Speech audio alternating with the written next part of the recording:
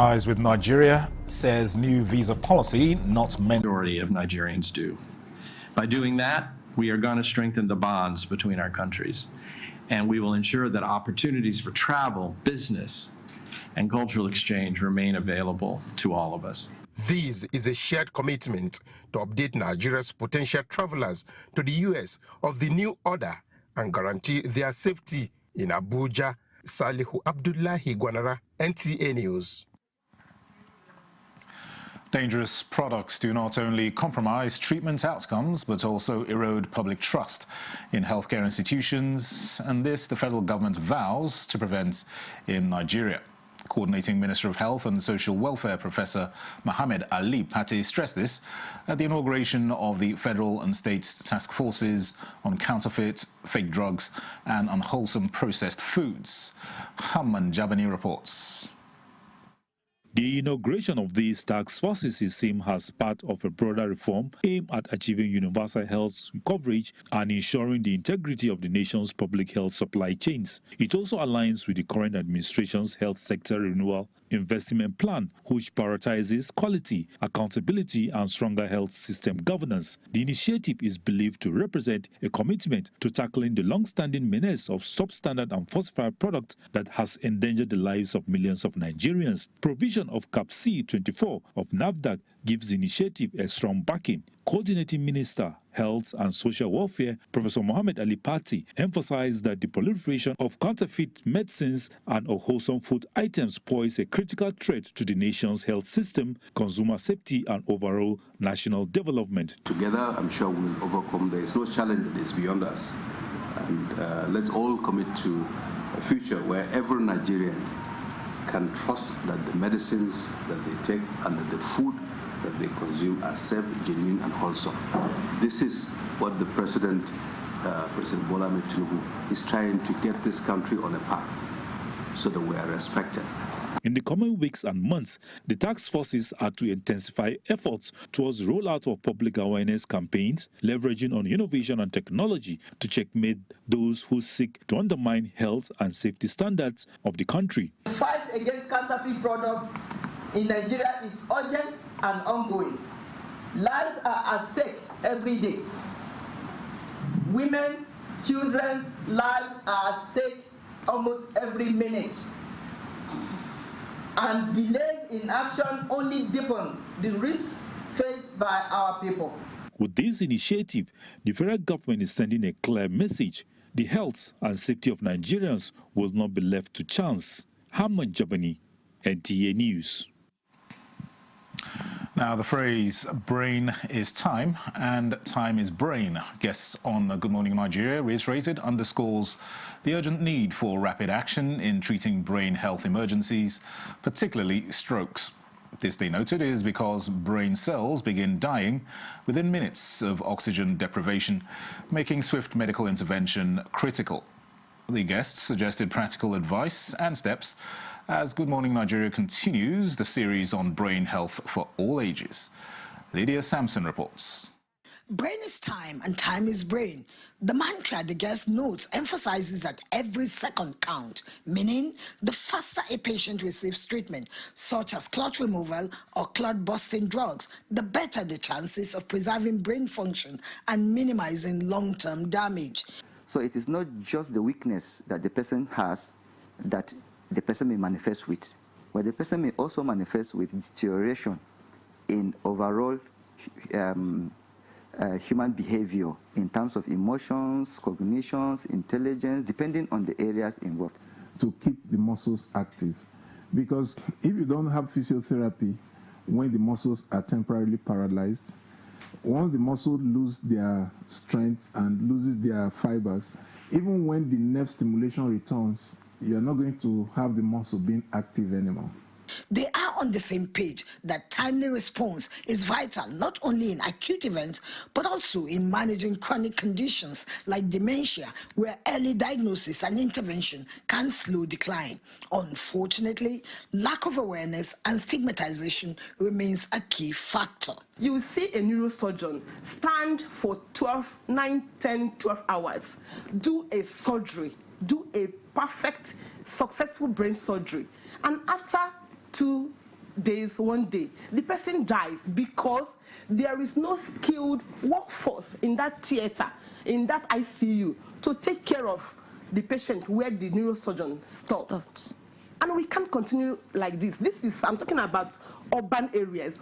This, the medical experts say, is compounded by paucity of chronic neurological infrastructure across the country, negating timely diagnosis and treatment.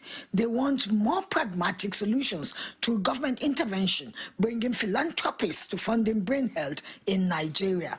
The guest wants more advocacy to help re-echo the message that ultimately preserving brain health hinges on recognizing that timely care saves lives and cognitive abilities. In Abuja, Lydia Sampson, NTA News. Kogi State Governor Ahmed Usman Ododo's commitment to improving the health and well-being of citizens is yielding positive results. Government spokesperson Kingsley Femi Famwo says this is evident in the new 2023 data from StatisSense. The state emerged as Nigeria's top-performing state in insurance coverage for adults, with 11% of its population enrolled. This figure places Kogi ahead of Lagos on 9%, Oyo 7%, and the FCT on 6%, underscoring the state's commitment to expanding quality, affordable healthcare. At the center of this progress is the Kogi State Health Insurance Agency, which ensures thousands of rural and underserved residents can now access essential health services without fear of financial ruin. In a further push to extend affordable healthcare, the Kogi State government recently signed a landmark pact with the Nigeria Union of Local Government Employees, NOLGE, providing local government staff access to affordable insurance under the state scheme. Fanwo explained that the initiative also covers retirees, with thousands of Kogi pensioners already enrolled and registration ongoing for others. To support the rollout, the government is upgrading over 200 primary healthcare centers across the state to guarantee grassroots access to quality care. Now, in an effort to reform the livestock sector to a secured, modern and productive one, the Niger State government has organized a stakeholders consultative meeting on the implementation of the State Trade Animal Movement Security and Veterinary Inspection Permit. Husseina Musa reports that the initiative also served as a forum for herders, meat processors and relevant agencies to discuss challenges and to suggest impactful solutions. The livestock sector has remained untapped, with numerous challenges hindering its progress.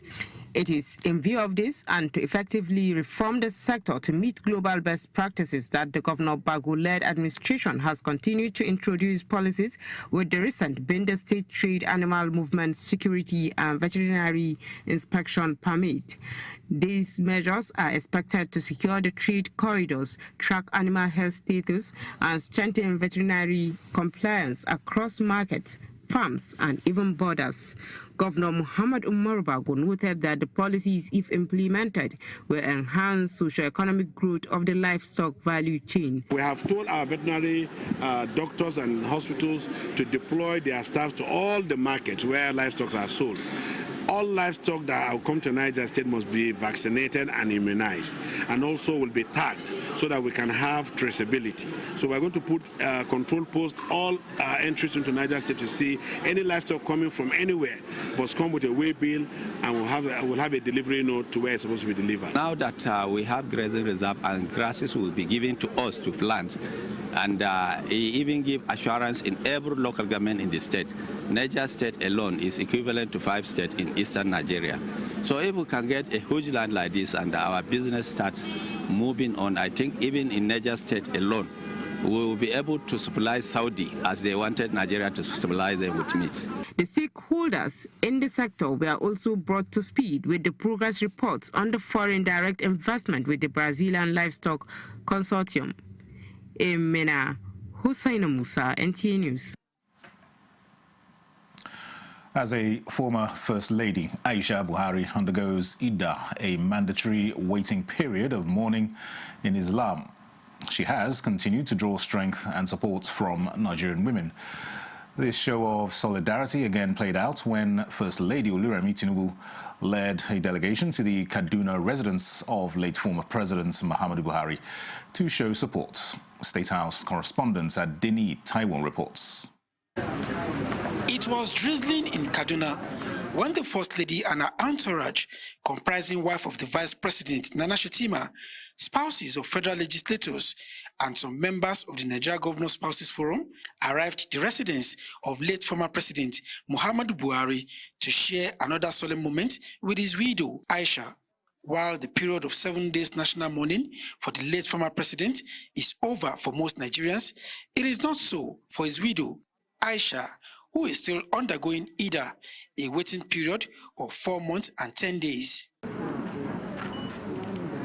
From the First Lady and other members of our delegation came words of comfort, recounting the impact of the late former president, followed by special prayers for strength and comfort for the family. He was a great leader. He really leaded with devotion, compassion, humility.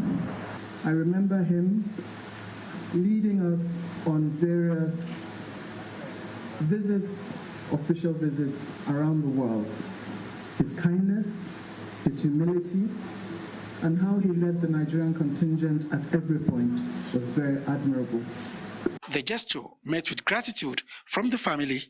Honestly, the family is overwhelmed with the love and prayers and the constant visits. Some people have come from very far away.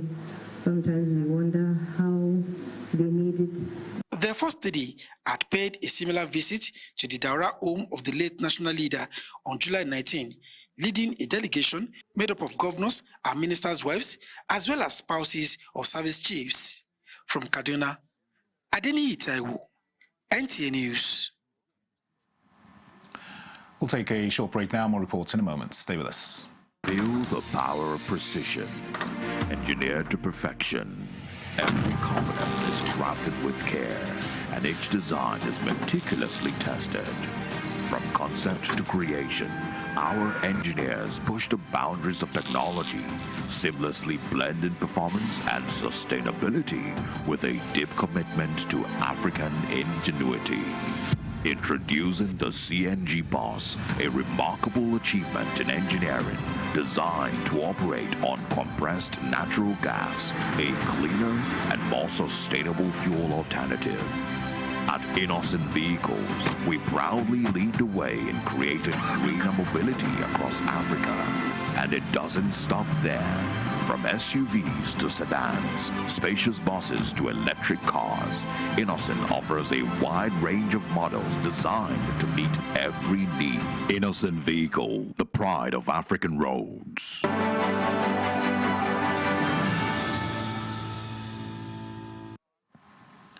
Welcome back.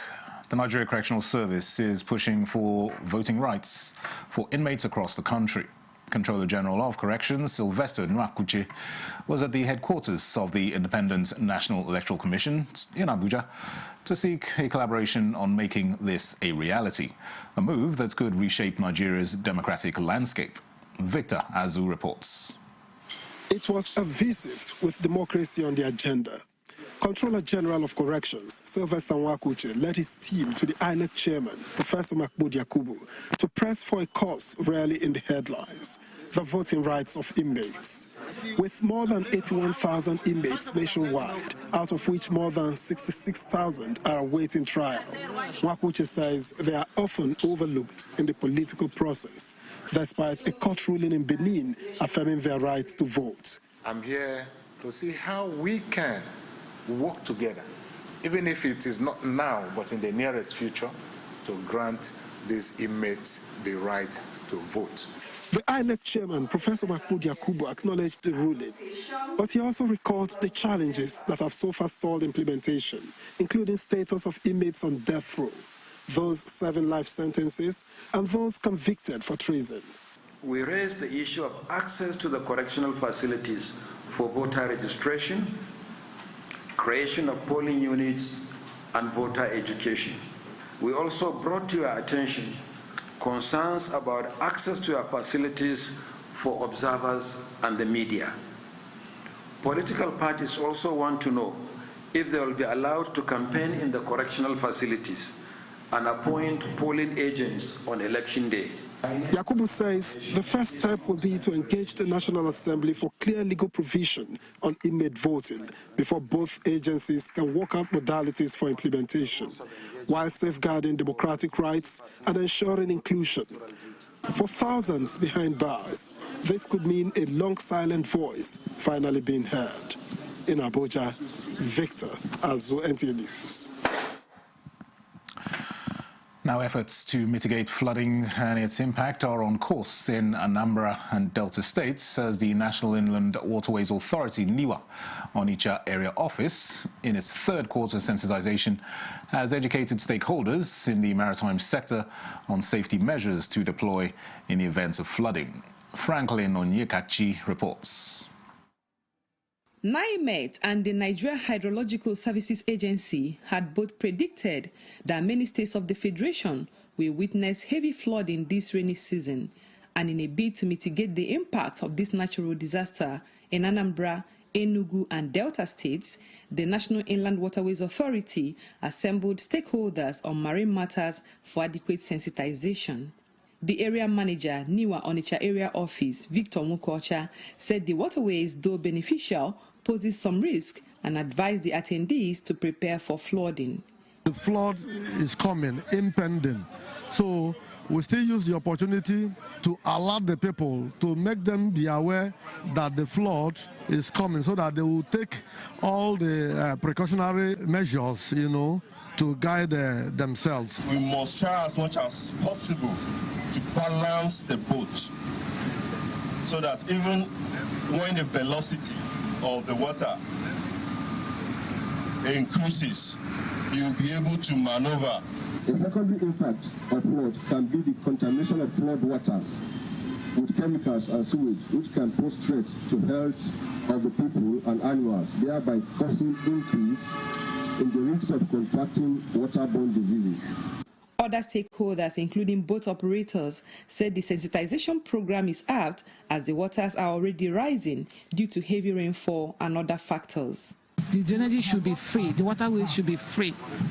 Then, for the farmers around here, they are expected to plant early and harvest early. You can see water is increasing.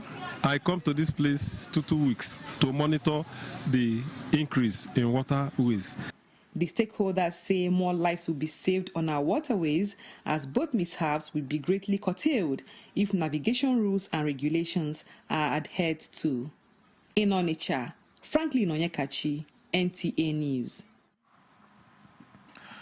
The acquisition of skills is the engine of future innovation, and in a world rapidly evolving, experts say early exposure can spark lifelong transformation. The Arctic Architects Registration Council of Nigeria, ARCON, in partnership with the Ministry of Housing and Urban Development, in line with President Bola Tinubu's Renewed Hope agenda, has organized a hands-on skills acquisition program for 100 students of the School of Architectural Technicians, Kuje.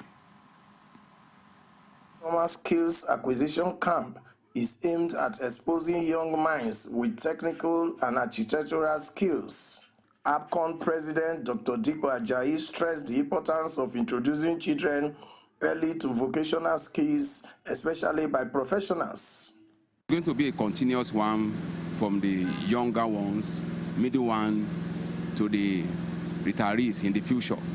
True, you can see this edifice, very big. We have the testing laboratory, the hostel, hall, the computer buildings.